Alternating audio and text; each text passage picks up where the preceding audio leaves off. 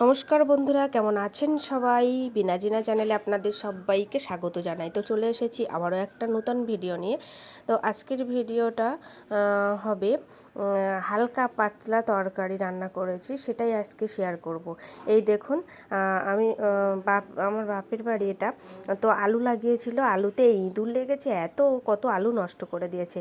আমার দিদা শাক তুলতে যাচ্ছিলো, তুলতে গিয়ে দেখে আলুগুলো নষ্ট হয়ে যাচ্ছে, তাই বলছে দাঁড়া মানা, ভালো আলুগুলো বেছে তুলে নিই, তারপরে যাচ্ছি। তারপরে তুলে নিয়ে আবার এই দেখুন প্রিং শাকের বাজার, প্রিং শাকের বাগান ওটা। প্রিং শাক তুলে নিয়েছি। তারপরে আর আমার বাবা এখানে বসে বসে দেখছে, বলে ইঁদুরটা কোথায় গেছে, বের করব বলে ওখানে ওই মাটি খুঁড়ে খুঁড়ে বের করছিল। আর হচ্ছে ভালো আলুগুলো নিচ্ছিল, খারাপ আলুগুলো সাইড করছিল, এই যে পাশে রেখে দিয়েছে। আমার দিদা আবার বসে বসে দেখছে, বাবা কত বড় বড় আলু, তাই না? কষ্ট হয়, খারাপ লাগে। এত বড় বড় আলু যদি ইঁদুরে নষ্ট করে দেয়, রাগ হয় না বলুন তো, এত কষ্ট করে চাষ করে। আর আমার মা বিম গাছ লাগিয়েছিল, তা বিম গাছগুলোতে এত সুন্দর বিম হয়েছে। এই যে আমার দিদা বিমগুলো তুলছে, আমি দিদাকে বলছিলাম, দিদা বিমগুলো তোলো তো, আজকে একটু বিমের ঝোল খাবো মাছ দিয়ে। তো জাপানি পুঁটি বাবা বাগান থেকে, এই পুকুর থেকে ধরেছিল। আর এই যে বিম আলু কাটা হয়ে গেছে, মাছটাও ভেজে নিয়েছি। আর কড়াইতে তেল ছিল, তার মধ্যে রসুন বাটা, পেঁয়াজ কুচি আর টমেটো দিয়ে ভালো করে সাঁতাল দিয়ে নিয়েছি। সঙ্গে পরিমাণ মতো হলুদ আর লবণ আর আদা জিরে বাটা, কাঁচা লঙ্কা বাটা দিয়ে একসঙ্গে ভালো করে সাঁতাল দিয়ে নিয়েছি। এই যে ভালো করে সাঁতাল দিয়ে নিলাম।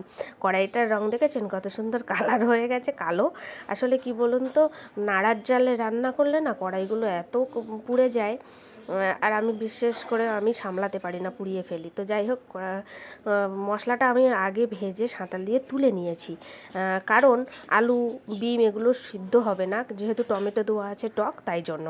তারপরে মশলাটা তুলে নিয়ে আমি প্রথমে আলুটা দিয়ে তেলের উপরে একটু নেড়ে চেড়ে নিয়েছি, তারপরে বিমটা দিয়েছি, দিয়ে একটু নেড়ে চেড়ে নিয়ে পরিমাণ মতো লবণ আর পরিমাণ মতো হলুদ দিয়ে ভালো করে সাঁতাল দিয়ে নিয়েছি।